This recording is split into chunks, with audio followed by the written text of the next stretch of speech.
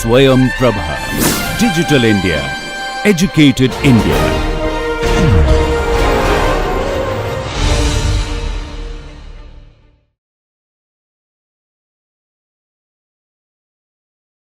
Hello everyone.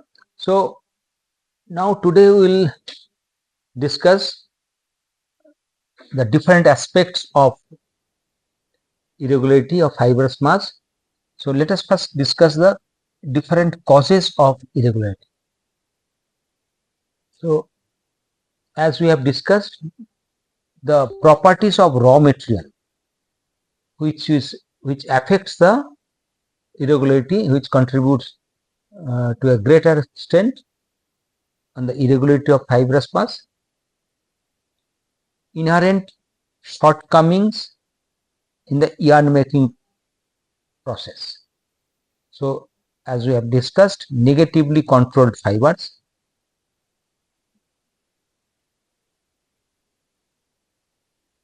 mechanically defective machinery like eccentric roller and broken tooth of pinion. So this will affect the irregularity. External working condition like suppose the humidity has increased or decreased, static electricity generation, roller lapping. So these are all affect the irregularity. Inefficient operation like roller settings, roller vibration, so machine vibration. So this all add to the irregularity of fibrous mass. So the effects of irregularity are on strength we have discussed. So thin, thick places in the sliver roving yarn, which will affect the strength of the yarn or roving. So basically the strength of any strand is the strength of its weakest place. So as the irregularity increases, so weak places also increases, so strength drops. So this we have already discussed. So irregularity, if we increase, so strength irregularity will also increase.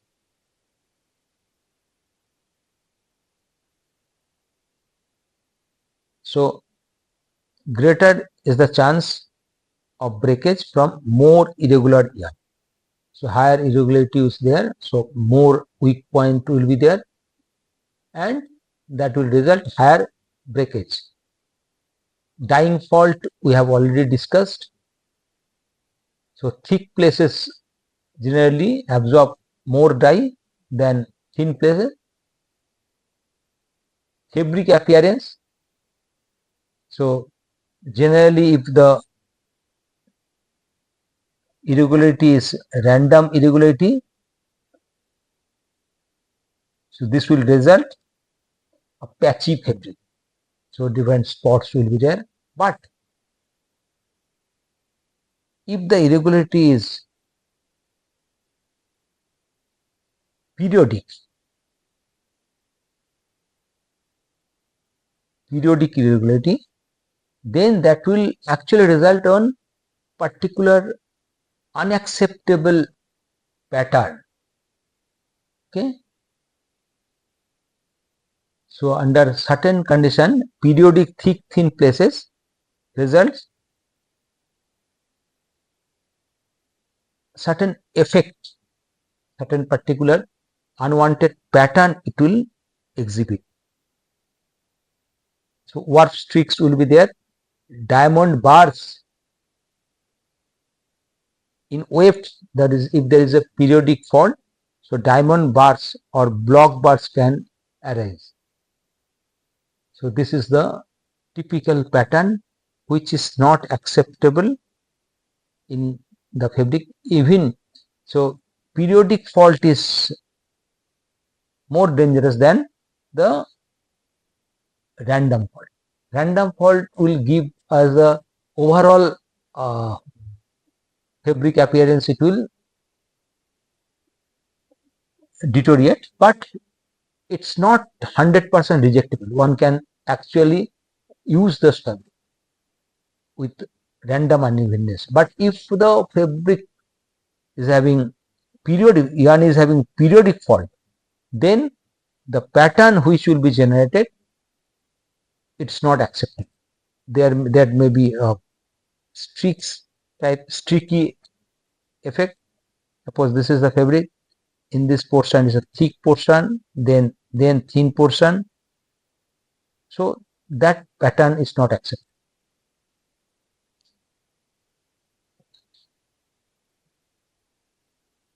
Now the classification of variation, there are basically depending on the pattern of variation. So these are divided into two parts. One is random variation, another is periodic variation.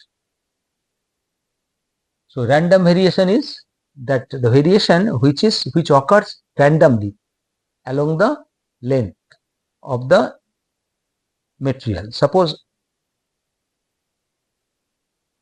this is the thick thin places occurring randomly.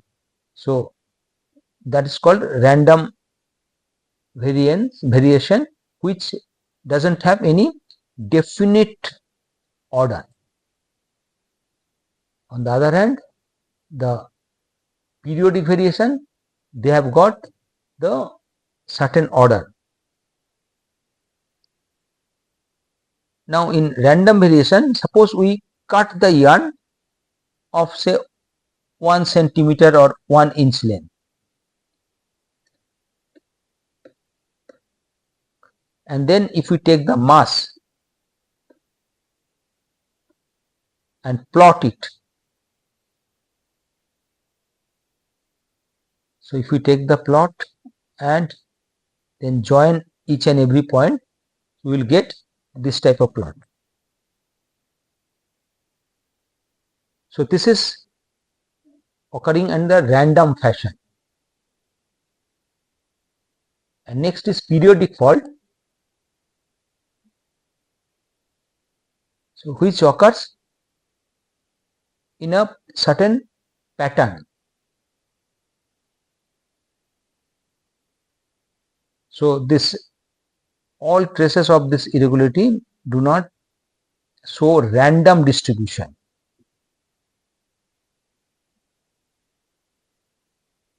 And it shows a definite sequence of thick and thin places in the strand. So if we see, this is one yarn.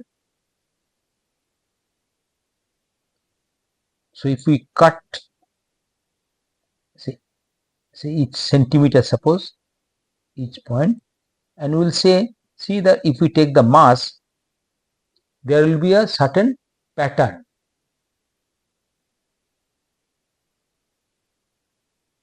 So this is the yarn cross section or mass per unit length. So this will have certain pattern, and here the repetition occurs. This is called one wavelength, which repeats.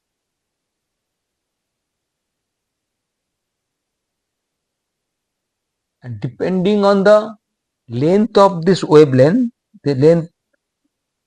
depending on this wavelength as compared to the fiber length. So wavelength of the variation and the fiber length, depending on this ratio, so we can again classify the periodic fault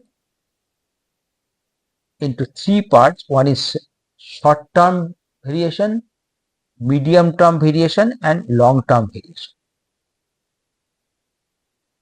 So using the fiber length as the unit, the periodic variations in the fibrous strand are classified according to their wavelength with respect to the fiber. So short term variation is that wavelength is up to 10 times of the fiber length. That is short. If it is 1 inch fiber length, so mean fiber length, so up to 10 inch is the short term variation.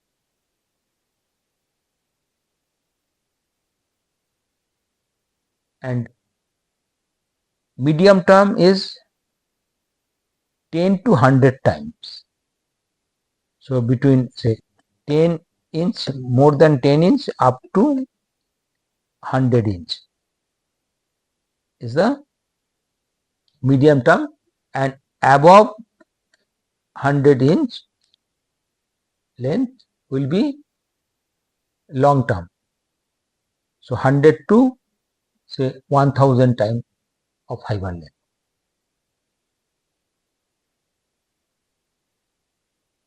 And based on this, we can actually investigate the faulty part of the machine that we will discuss.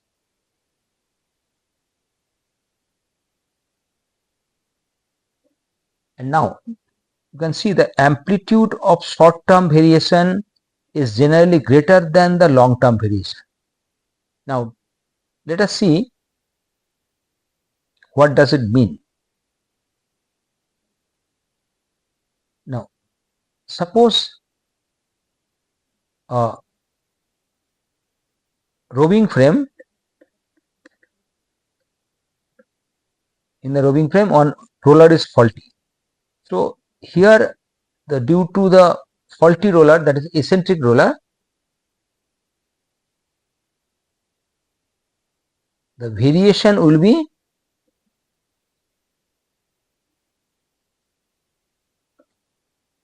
more and the wavelength will be short here. And when this roving is stretched at the ring frame, the wavelength will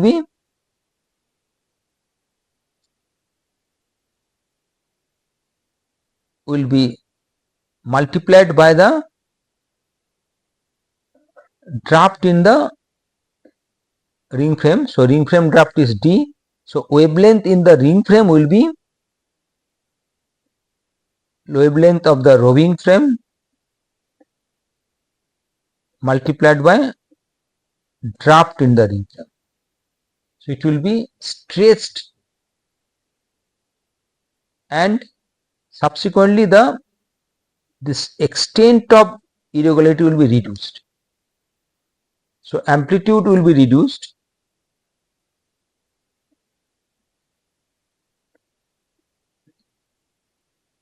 So amplitude of short term variation is generally greater than the long term variation. So when we use the stretch, the amplitude will reduce because they occur at the last machine. So always we will see if the short term variation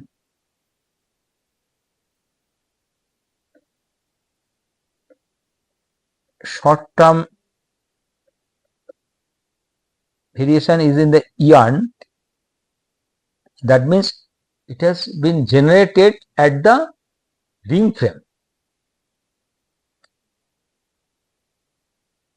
and we don't have any other mechanism to remove this short term.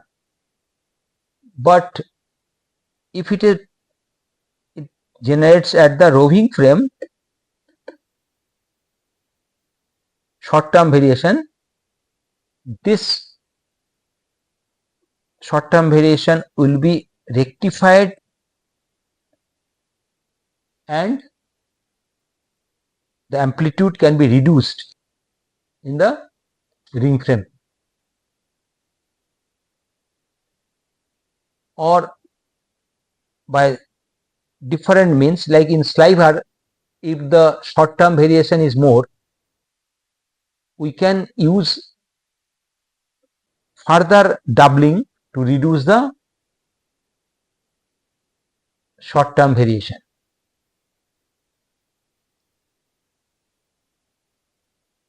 And the evenness is measured by visual examination, that is yarn appearance board,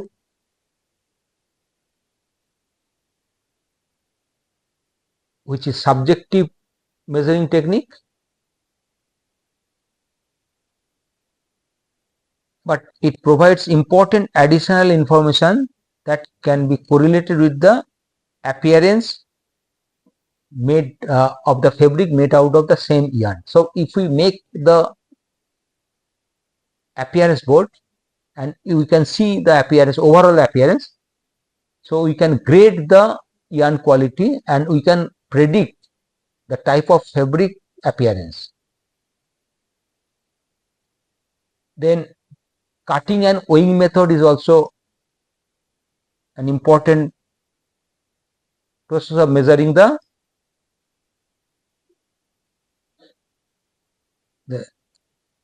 uniformity or evenness in sliver roving yarn.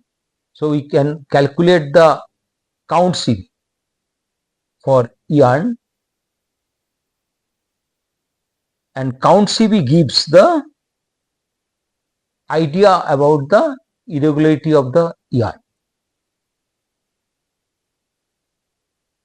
For sliver we use 6 yard length cut length and take the mass of each portion and then measure the CV%. For we use wrap block. For roving it's a 15 yard, and for yarn it's 120 yard.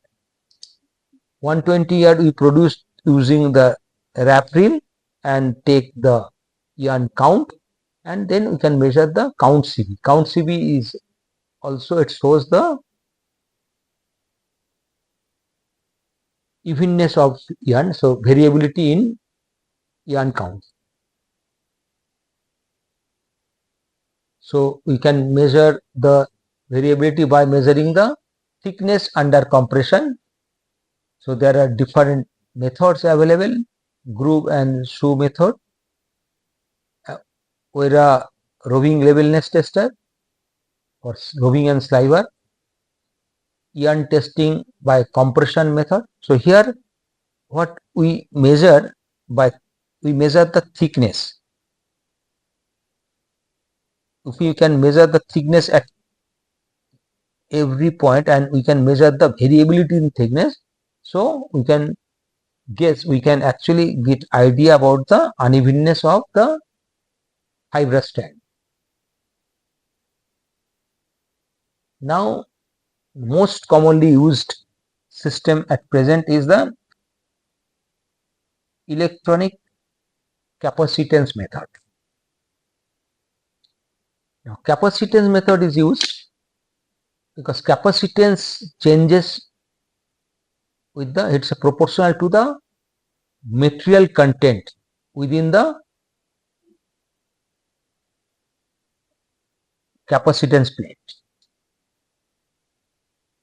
So it's not the direct method, it's indirect method of measuring the change in mass per unit length.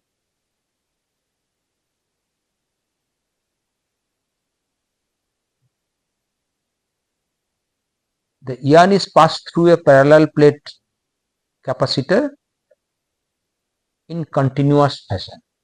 Now this is the schematic diagram. Now here it's important to understand the principle.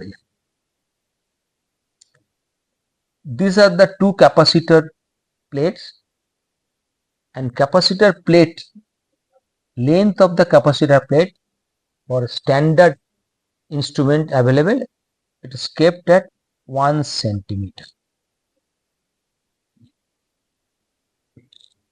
1 centimeter is the capacitor plate. and here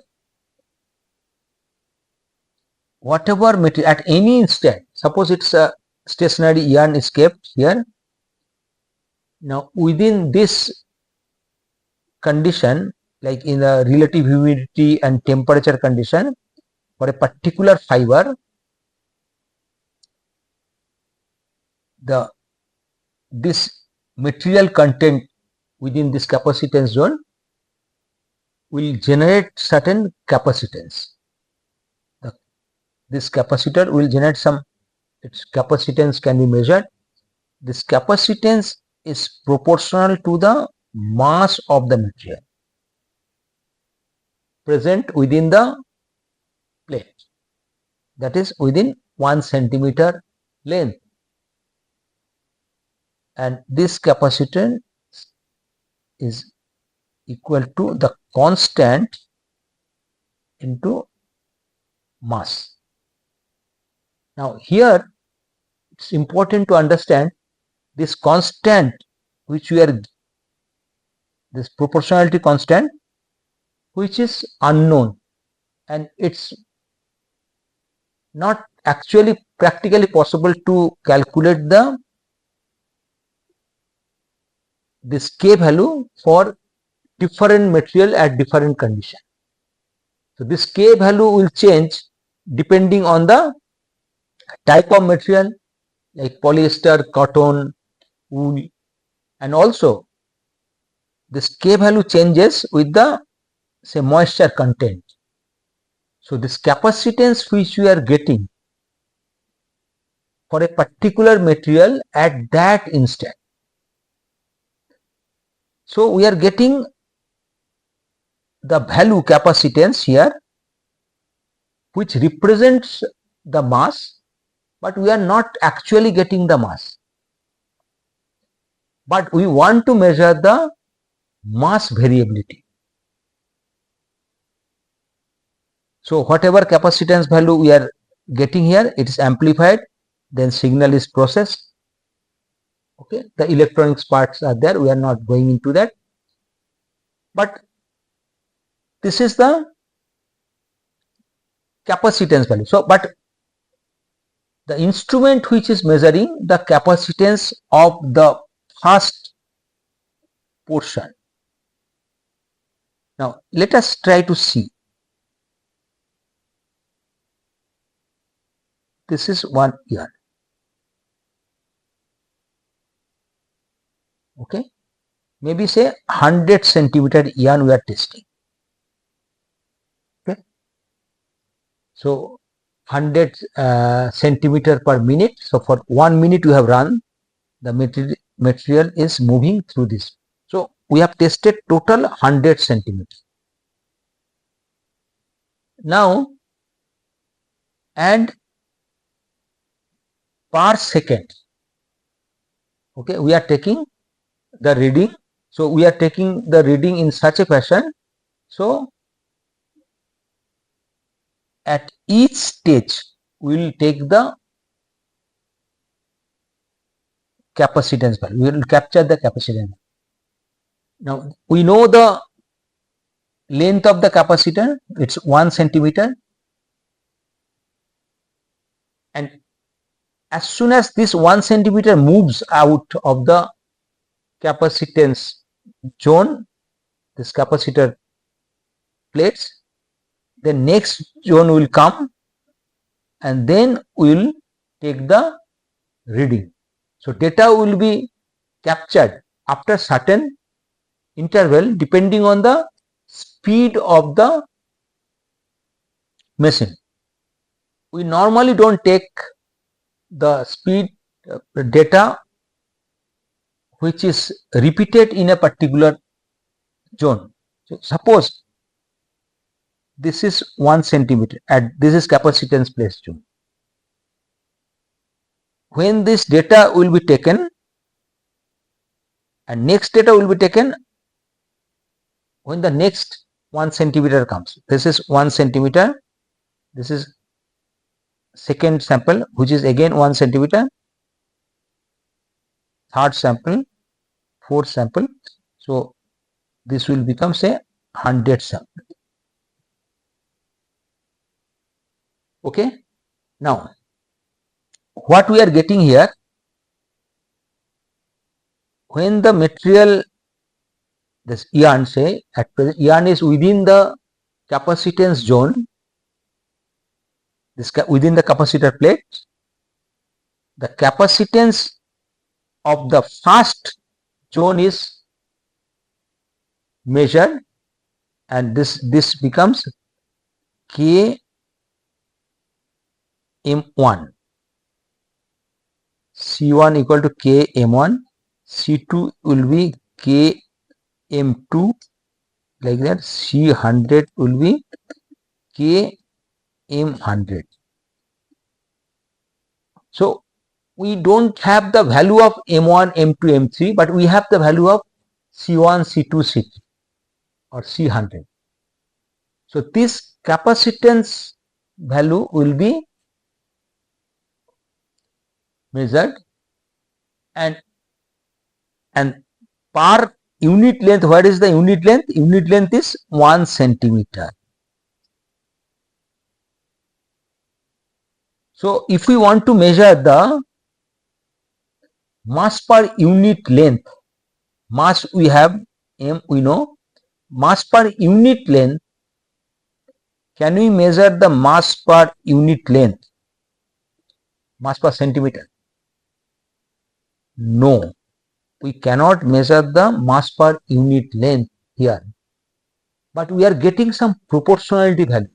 We are getting Km1, which is proportional to the mass per unit length of 1 centimeter. Km2 is the proportional of mass per unit length in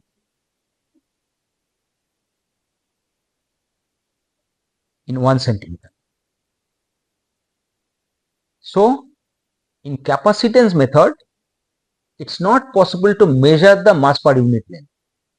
But if we measure, suppose, percentage mean deviation, can we measure the percent mean deviation of CV percent? In percent mean deviation, if we see the relationship where numerator and denominator portion, the K value will get cancelled. K value will get cancelled, and that will actually result the variability in mass per unit. So in capacitance type method, although we cannot get the mass per unit length, but we can get the variability in mass per unit length.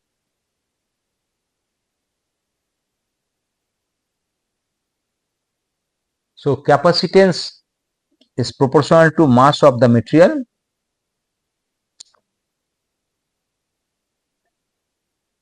If the mass is drawn at constant speed through the condenser continuously, the changes in capacitance will follow the same pattern,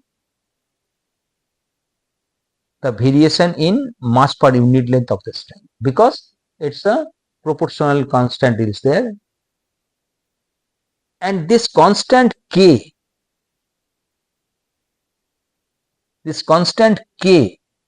will be different for different fiber, different working condition. Suppose in the morning you are testing a cotton yarn with, say, 70% relative humidity at the shade, there you will be getting a constant K dash, and in the afternoon you are testing at the 50% relative humidity, so K double dash. So effective capacitance will be different, but when we will test the percent mean deviation or CV percent, at that time this K value, K or K dash, K double dash value will get cancelled out. So effectively we are getting the mass per unit length variation, which will be uniform at different stage. Same yarn you test at different time, if we use the same yarn, then the percent mean deviation or CU percent will be exactly same, but the capacitance value will be different.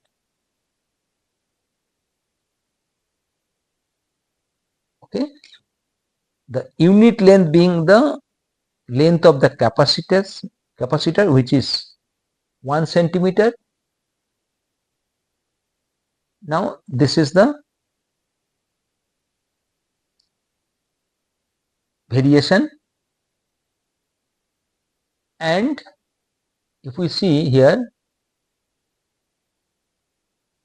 the material is drawn at constant speed through the condenser continuously, and the change in capacitance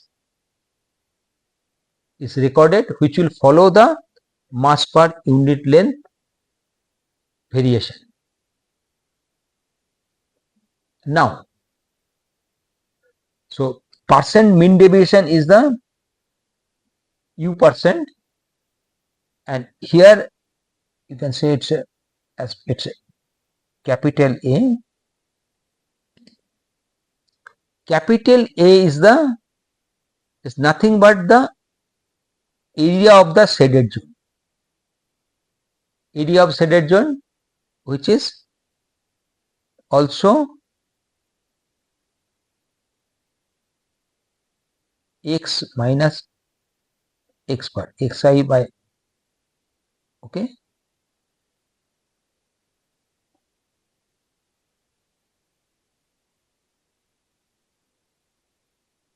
This is the summation.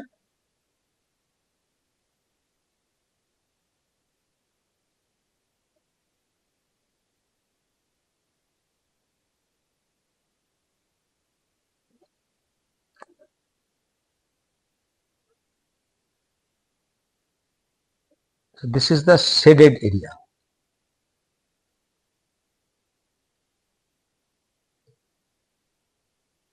I think this T will be at the, here it will be T. T is the total time required, and which actually represent the total number of data.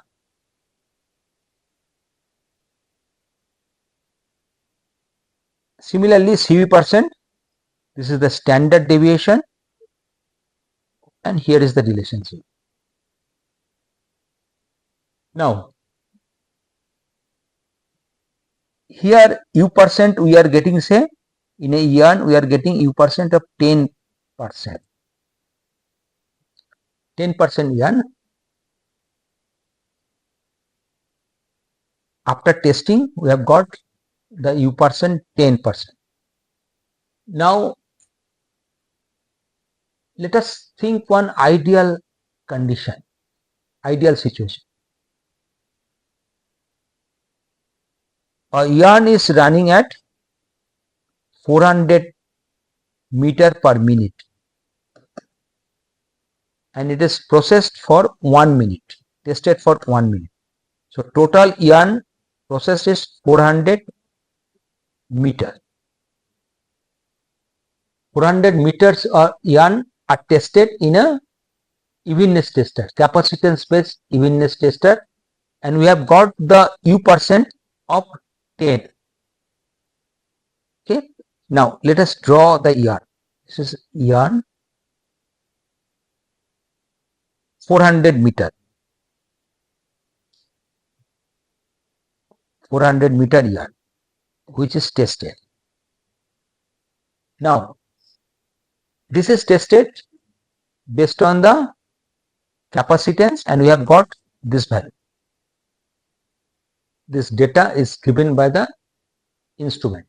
Now, if I am getting this yarn, I have been given this yarn. If I give you this 400 meter same yarn, and without this instrument, evenness tester, theoretically, can we achieve this 10% value? This is the question. we must be able to achieve, because if we know the basic concept. So what is the basic concept here? U% is percent mean deviation, and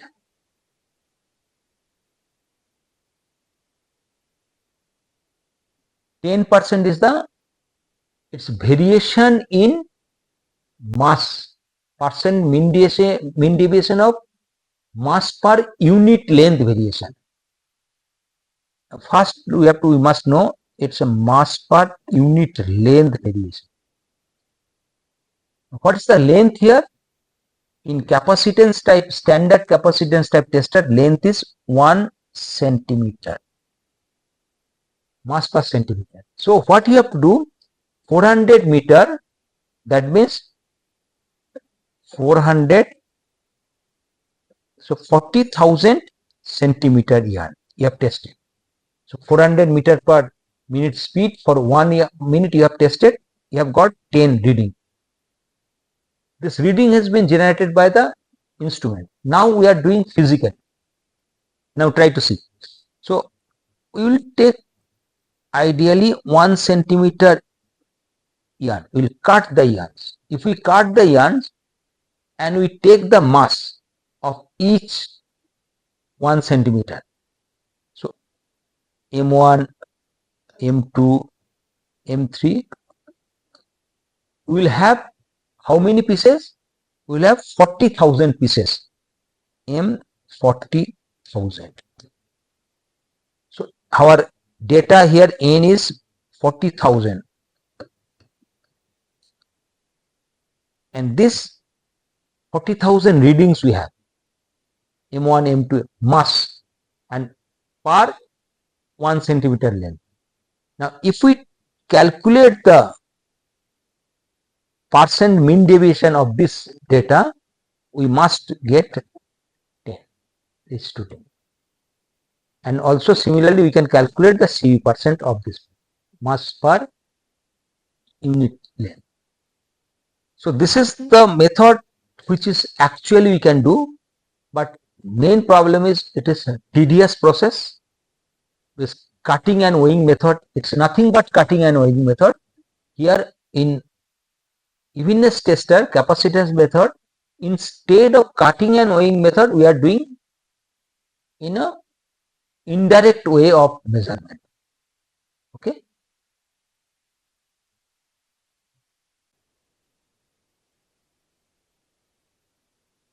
And in the evenness tester we get U% one parameter. Second parameter is we get on diagram. Now diagram in generally we mean that any picture, any car, anything. But here in the evenness tester we define diagram as a graphical representation of mass per unit length variation. That's diagram here. This is nothing to be confused with the mixed with the any sorts of picture. And where the variation in mass per unit length is plotted against the yarn length with the time, and the red lines in both the cases are the mean value. These are the mean value. Now it's interesting here, when we start the instrument and after every data we plot this data point on this curve. Then how do we get the mean value, and how the mean value is we are getting at the beginning. So in the instrument when we start, we don't know the mean value of mass per unit length. We don't feed the mean value. So at the beginning of the plot, at the beginning of the starting of the machine, for few seconds, for say maybe 10 seconds, the screen will be blank. Screen will be blank for say 10 seconds. So during that time, what the instrument is doing, it's collecting data of capacitance value. Collecting data of the capacitance value,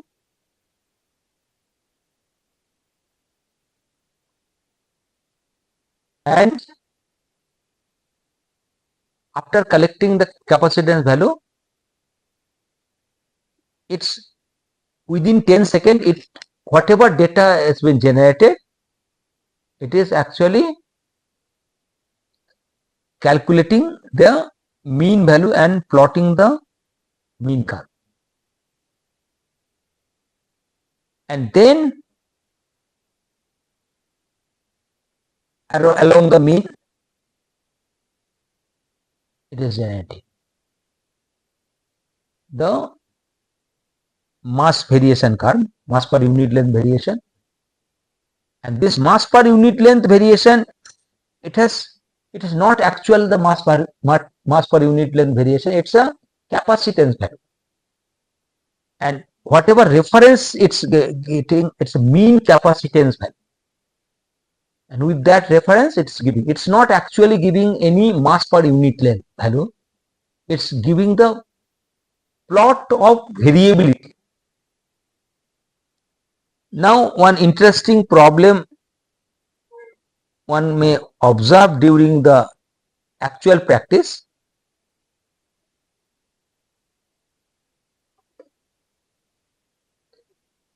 Suppose while testing the in the yarn production, sometimes what happens, sliver splitting takes place, and when you are giving the starting the instrument, that portion, maybe say 10 meters, 20 meters yarn are thin yarns, it is in the starting, it has come by chance. So based on the thin yarn, the instrument has calculated the mean value. This is the mean value of the mass per unit length. So what will happen after after calculation, it is going within that zone, but then after certain time it has come to its original mass per unit length. So this will be like this. This will go in. It is shifted. So this will show the long thin places on some defective portion. But here, this is actually the variability is there, and we can see the level of variability,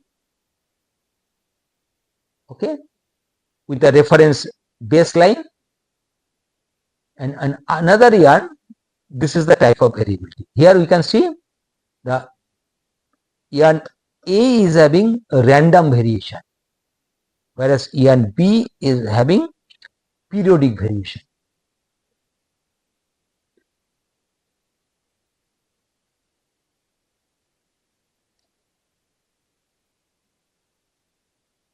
So this will give overall idea about the type of variability, whether it's a random or periodic variation.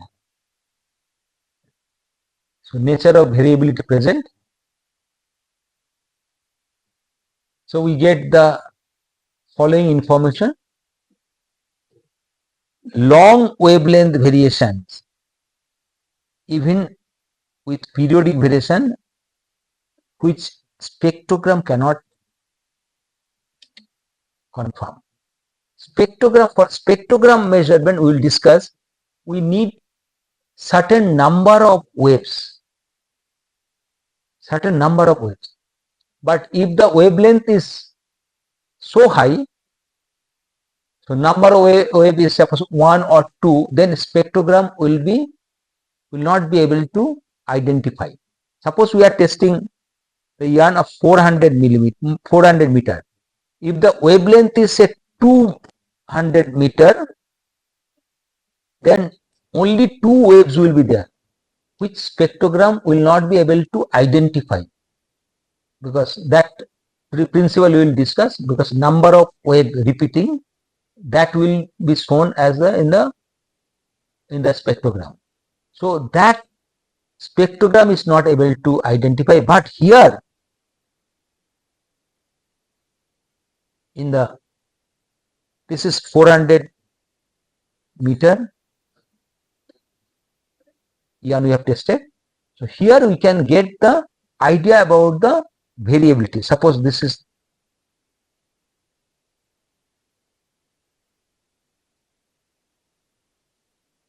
even one wave we can identify here. So for very long wavelength we can identify using the diagram, but not by the even spectrogram. Extra thick and thin places, which neither the spectrogram will tell nor the U% will be able to tell. But diagram, if you look at the diagram, we can get extra thick and thin places, like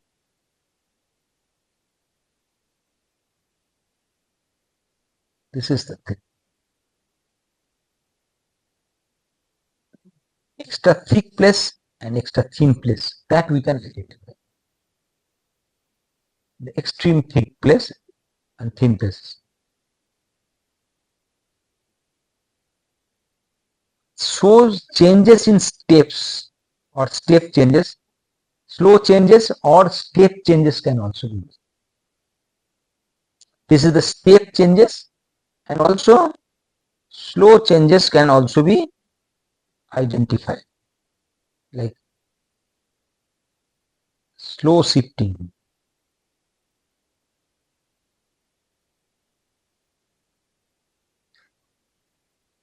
So diagram tells many things which other type of representation is not able to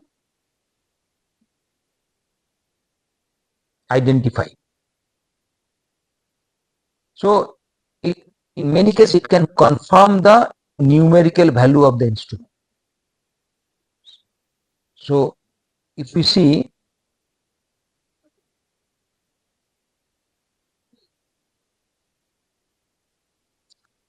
instrument, in the instrument yarn 1 is having this type of diagram, and another yarn 2 is having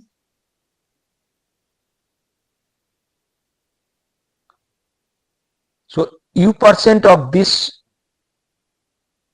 is U2 yarn 2 yarn 1, so this is U2 U1, so U1 will be more than U2.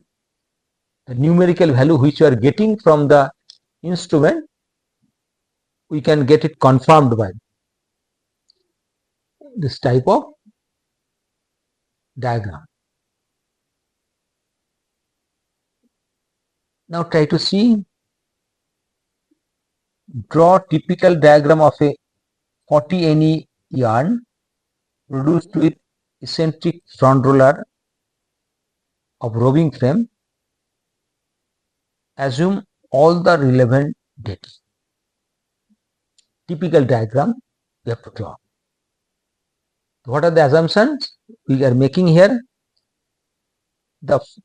Assuming the front drafting roller diameter of the roving is 2.5 for 1 inch, 0.5 centimeter, and draft at the ring frame is 40. So eccentric front roller. So 40 is the draft.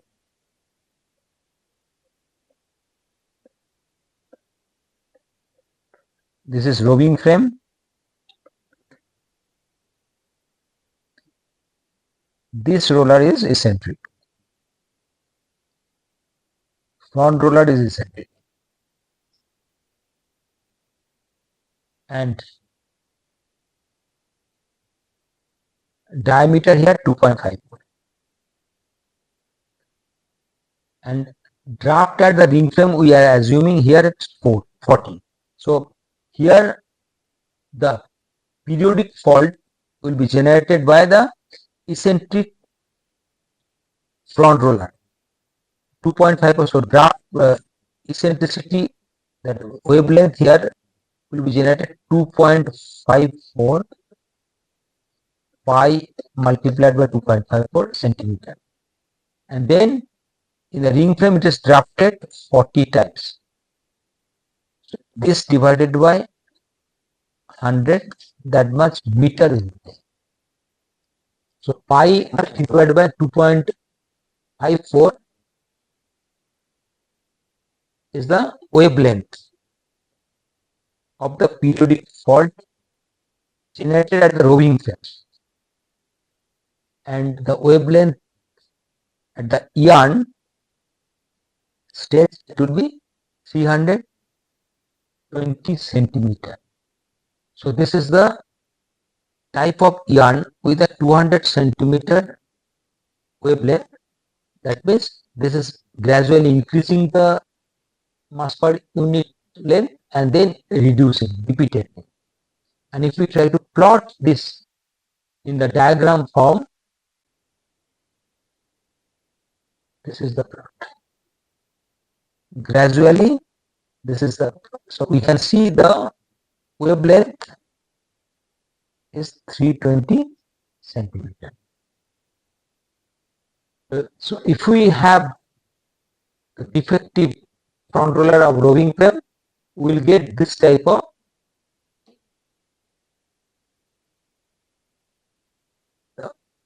plot diagram. So this variation,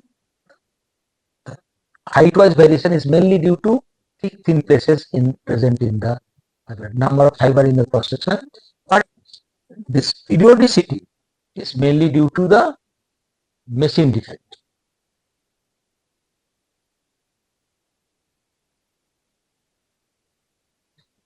Another numerical: during roving process, there was sliver splitting to approximately into 2 equal parts. So sliver is splitted for 1 meter length at the creel of a particular spindle. So roving frame, in the roving frame, sliver has splitted for about 1 meter.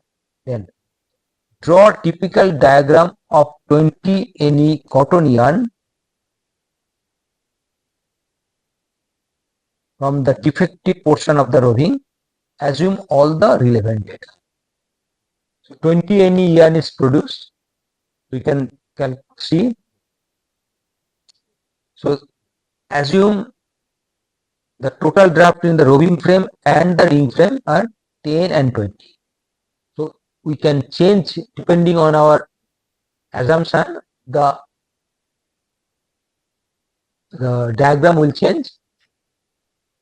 The total draft in the sliver to form the yarn is 200.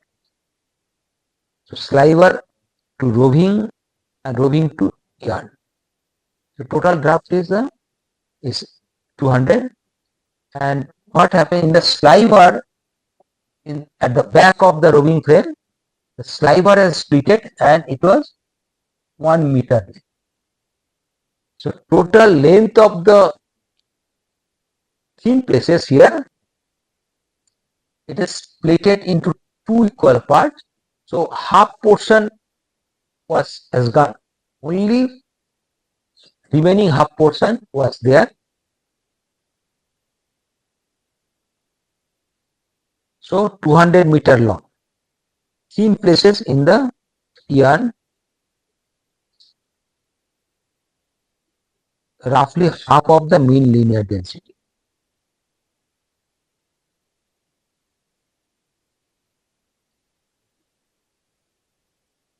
So typical diagram will be this. This is the mean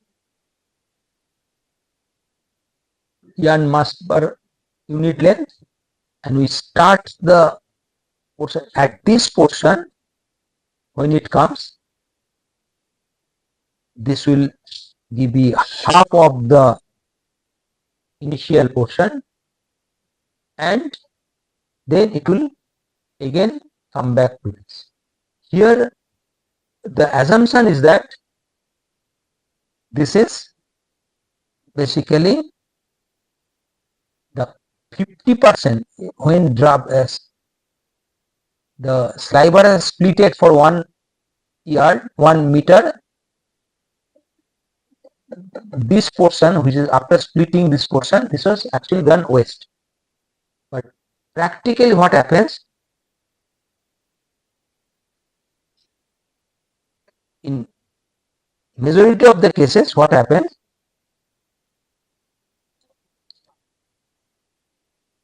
when this sliver and it is splitted and remaining portion get folded, and here it becomes say 1.5 times.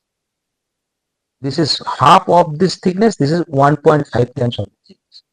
If this situation is given, then this problem will be, this graph will be changed.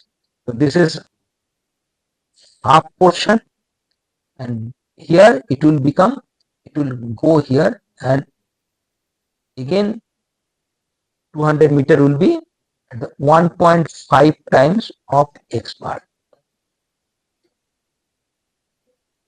Then it will again come back. So depending on the situation, we can imagine the type of diagram.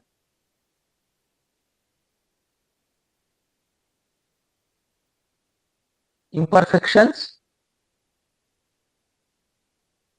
Imperfections are the inherent part of the yarn structure. Unlike the faults, which we will be discussing in the subsequently, we will discuss, but inherent parts are the imperfection. Thick, thin naps. For any staple yarn, we cannot produce staple yarn without any thick, thin naps. But we can control it by proper setting, proper fiber selection. We can reduce to some extent, but we cannot make it zero. Okay? And these thick, thin places are classified based on the thickness as compared to the mean thickness of yarn. So plus 50% thickness means it's a mass per unit length is 150% or more, and the length of the thick places should be more than 4 millimeter. So different ranges are taken. Similarly, thin places which are less than 50%, less by 50%, and naps are thicker portion,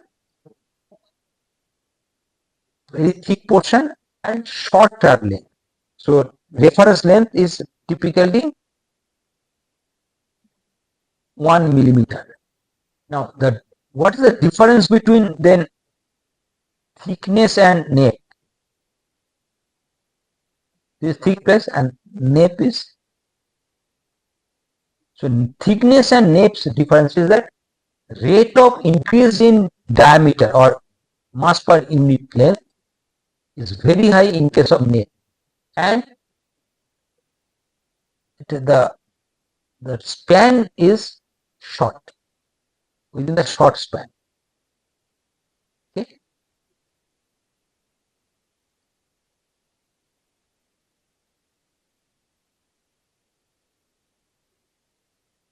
And next is the spectrogram. So spectrogram shows the basically periodicity in the yarn. So from the spectrogram we can identify the periodic length of periodicity, and this we will discuss in the next session. Till then, thank you.